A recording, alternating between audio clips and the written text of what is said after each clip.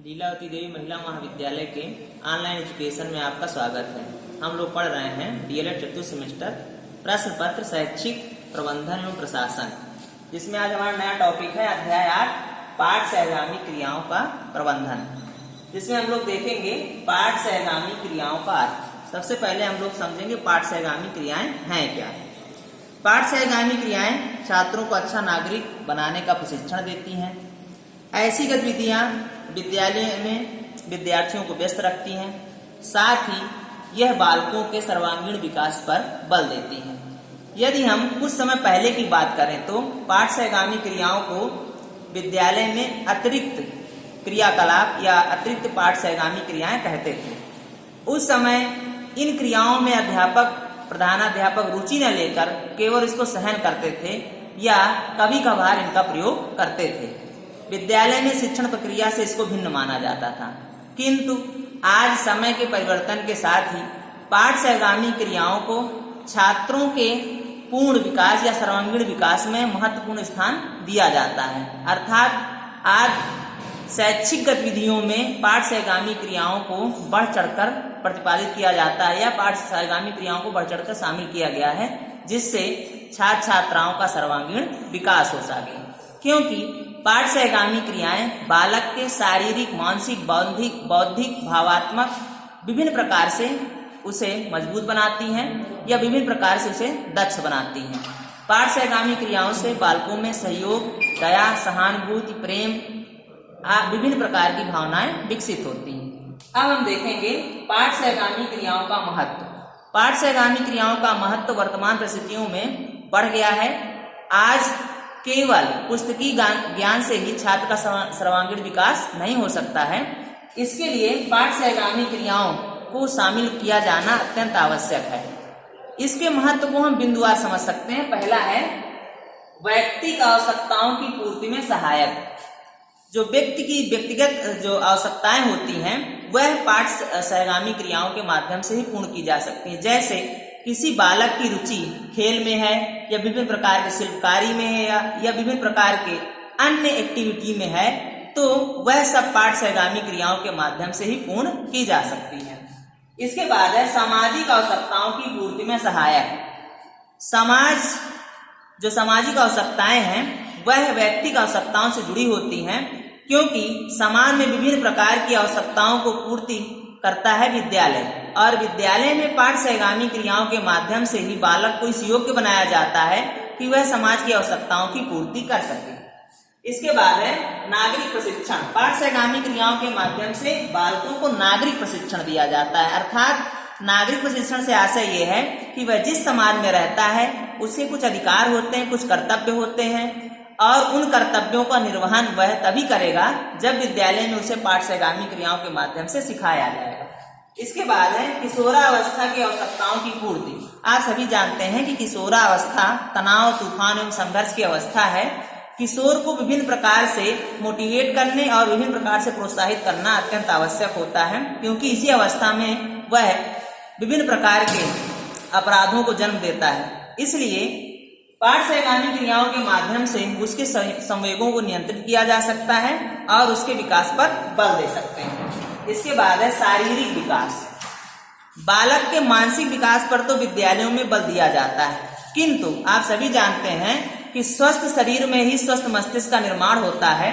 इसलिए शारीरिक विकास पाठ सहगामी क्रियाओं के माध्यम से ही संभव है। जब बालक खेल कूद, भाषण प्रतियोगिता या विभिन्न प्रकार के कार्यक्रमों में शामिल होता है तो उसका शारीरिक विकास संभव होता है। इसके बाद है पाठ सहगामी क्रियाओं का आयोजन क्यों। पाठ सहगामी क्रियाओं का विद्यालय में आयोजन क्यों किया जाए?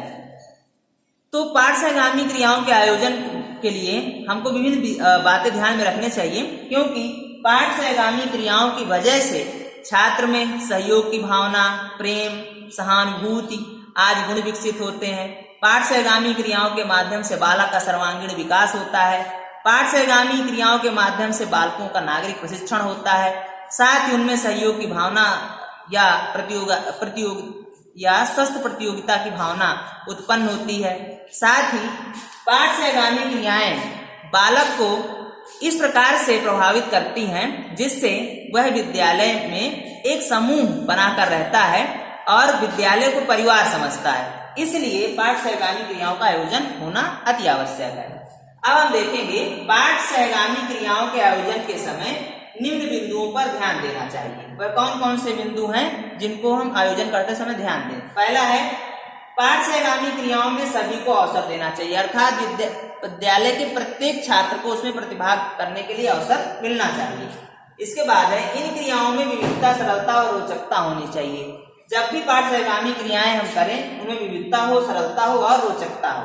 इसके बाद है, किसी एक क्रिया को अनिवार्य न बनाया जाए। विद्यालय में किसी एक पाठ सहगामी क्रियाओं को अनिवार्य न बनाया जाए, अर्थात विभिन्न क्रियाओं को महत्व दिया जाए। इसके बाद है, एक समय में एक साथ अनेक क्रियाओं का आयोजन करना।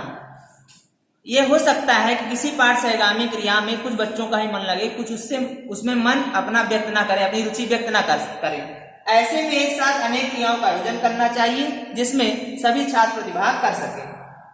इसके बाद है, क्रियाकलापों का अल्पव्ययी व स्थानीय परिस्थितियों के अनुसार होना चाहिए। जो भी पाठ सहगामी क्रिया आयोजित की जाए वह अल्पव्ययी हो, मतलब कम से कम खर्च हो।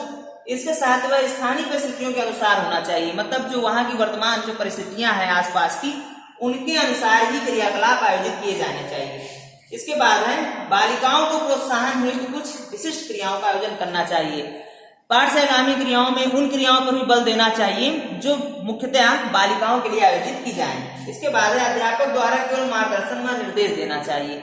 जब भी पाठ सहगामी क्रियाएं आयोजित की जाएं उसमें अध्यापक का कार्य होगा मार्गदर्शन और निर्देशन करना, ज्यादा हस्तक्षेप अध्यापक को नहीं करना चाहिए। इसके बाद है, आयोजन के बाद मूल्यांकन करना व परामर्श देना। अध्यापक का कर्तव्य है कि पाठ सहगामी क्रियाओं के आयोजन के बाद उनका मूल्यांकन करना चाहिए, क्या अच्छाइयां थी, क्या कमियां थी।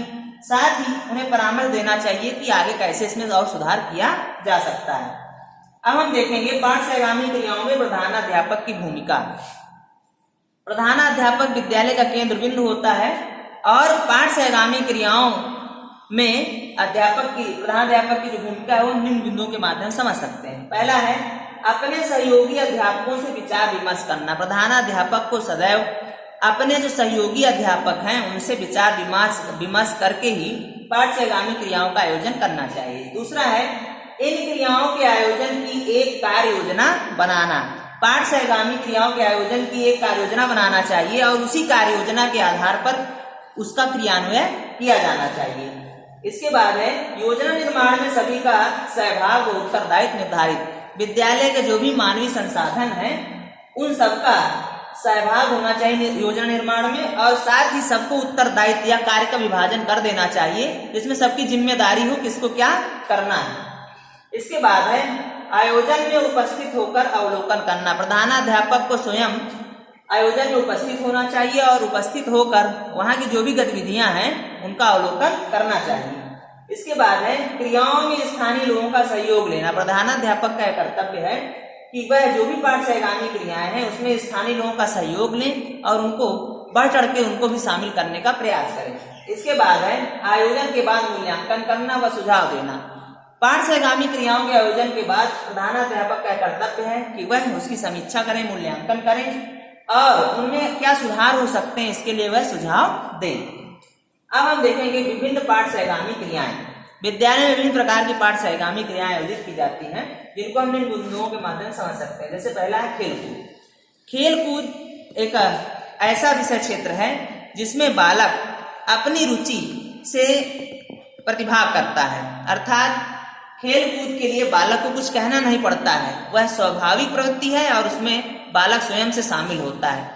इसलिए खेलकूद में सदैव ध्यान देना चाहिए कि खेलकूद के लिए अधिक से अधिक बालकों को समय मिल सके और उसमें प्रत्येक बालक को प्रतिभाग करने का मौका मिले। साथ ही उनमें सहयोग, परस्पर सहयोग, दया, सहानुभूति आदि की भावना विकसित हो और खेल में कभी भी किसी प्रकार की वैमनस्यता न बरती जाए। जो भी खेल हो वह सदैव कुछ ही खिलाड़ियों के मध्य न होकर विद्यालय के विभिन्न खिलाड़ियों के मध्य खेले जाने चाहिए। इसके बाद है शैक्षिक कार्यक्रम। शैक्षिक कार्यक्रम के अंतर्गत विभिन्न प्रकार के वह कार्यक्रम रखे जाते हैं जो शिक्षा संबंधित है, जैसे वाद विवाद प्रतियोगिता, निबंध प्रतियोगिता। वाद विवाद प्रतियोगिता में कक्षा में 2 या 2 से अधिक समूह बांट दिए जाते हैं। ये 2 समूह एक पक्ष में एक विपक्ष में किसी भी बिंदु पर चर्चा करते हैं और अपने निष्कर्ष पर पहुंचते हैं। बाद में प्रधानाध्यापक और अध्यापक उसकी समीक्षा करते हैं। इसके बाद निबंध की बात करें तो विद्यालय में विभिन्न प्रकार से निबंध प्रतियोगिताएं आयोजित की जाती हैं, जिनमें छात्र बढ़ चढ़कर हिस्सा लेते हैं। निबंध के प्रकारों की यदि हम बात करें तो वर्णनात्मक निबंध, विचारात्मक निबंध, भावात्मक निबंध और साहित्यिक तथा आलोचनात्मक निबंध इसके टाइप्स हैं। समय समय पर विद्यालय में प्रतियोगिता आयोजित की जाती है, जिसमें छात्रों को टॉपिक दे दिया जाता है और उस टॉपिक के आधार पर लेखन करते हैं। इसके बाद है सांस्कृतिक कार्यक्रम। विद्यालय में समय समय पर सांस्कृतिक कार्यक्रम आयोजित किए जाते हैं। सांस्कृतिक कार्यक्रम के अंतर्गत लोकगीत, लोक नृत्य, राष्ट्रीय पर्व, विभिन्न प्रकार के ऐसे कार्यक्रमों को शामिल किया जाता है जो लोक परंपरा संबंधित होते हैं, जिसमें छात्र छात्राएं बढ़ चढ़कर हिस्सा लेते हैं। इसके बाद है राष्ट्रीय पर्व। राष्ट्रीय पर्व की बात करें तो हमारे देश में मुख्यतः 3 राष्ट्रीय पर्व हैं, 2 अक्टूबर, 15 अगस्त और 26 जनवरी। इन तीनों पर्वों पर हम विद्यालय में विभिन्न प्रकार के सांस्कृतिक कार्यक्रमों का आयोजन करते हुए इन पर्वों के बारे में हम विस्तृत चर्चा करते हैं और इन पर्वों के प्रति लोगों को मोटिवेट करते हैं, प्रेरित करते हैं, ताकि वह बढ़ चढ़कर इसमें हिस्सा लें। इसके बाद है शैक्षिक भ्रमण। शैक्षिक भ्रमण की बात करें तो प्रतिवर्ष विद्यालय से शैक्षिक भ्रमण के लिए एक व्यवस्था बनती है, जिसके माध्यम से अध्यापक और छात्र शैक्षिक भ्रमण पर जाते हैं, जहां पर वह वस्तुओं को प्रत्यक्ष रूप से अवलोकन करते हैं, प्रत्यक्ष रूप से देखते हैं। शैक्षिक भ्रमण के दौरान उनमें सहयोग, सहानुभूति आदि की भावनाएं बढ़ती हैं। साथ ही शैक्षिक भ्रमण के द्वारा छात्र नई नई वस्तुओं और नई जानकारियों से परिचित होते हैं। इसके लिए शैक्षिक भ्रमण के लिए सदैव कार्य योजना पहले से बना लेनी चाहिए और उस कार्य योजना के आधार पर पूरी तैयारी करनी चाहिए। इसके बाद है बागवानी। बागवानी भी छात्रों के लिए बहुत ही लोकप्रिय या बहुत ही अच्छा सब्जेक्ट है। बागवानी में छात्र बढ़ चढ़कर हिस्सा लेते हैं और वह अपने पसंद के पौधों के द्वारा अपनी जो भी क्यारी होती है उसको सजाने का प्रयास करते हैं। बागवानी में सदैव ध्यान देना चाहिए कि बागवानी करते समय विभिन्न प्रकार के जो पौधे हैं उनका वर्गीकरण करके उनको अलग अलग स्थानों पर सुरक्षित करना चाहिए और पौधों का चुनाव इस प्रकार से करना चाहिए कि वर्ष पर्यंत उनमें फूल आते रहें। साथ ही बागवानी में जो मिट्टी है या उसके बारे में जो पौधों की आकृति है, प्रकृति है, उनके बारे में विशेष जानकारी छात्रों को होनी चाहिए। साथ ही जो भी उनका बगीचा हो उसमें विभिन्न प्रकार के पौधों को रोपित किया जाना चाहिए, केवल एक ही किस्म के पौधे नहीं लगाने चाहिए। अब हम देखेंगे सत्रांत समारोह। सत्रांत समारोह जिसे आप वार्षिकोत्सव भी कहते हैं, विद्यालय में प्रतिवर्ष सत्रांत समारोह होता है, जिसमें सभी छात्र, प्रधानाध्यापक, अध्यापक और जो भी शिक्षणेतर कर्मचारी होते हैं वह बढ़ चढ़कर हिस्सा लेते हैं। सत्रांत समारोह में होने वाले कार्यक्रम, सत्रांत समारोह में होने वाले कार्यक्रमों की बात करें तो वो निम्नवत हैं। सबसे पहला है पोस्टर प्रतियोगिता। पोस्टर प्रतियोगिता से आशय है कि सत्रांत समारोह में कुछ समूहों को या व्यक्तिगत रूप से पोस्टर प्रतियोगिता में किसी भी टॉपिक को बांट दिया जाता है। वह समूह विभिन्न प्रकार के पोस्टरों का निर्माण करते हैं और उसके बाद तय किया जाता है कि उसमें प्रथम, द्वितीय या तृतीय रैंक पर कौन है। इसके बाद है प्रोजेक्ट कार्य।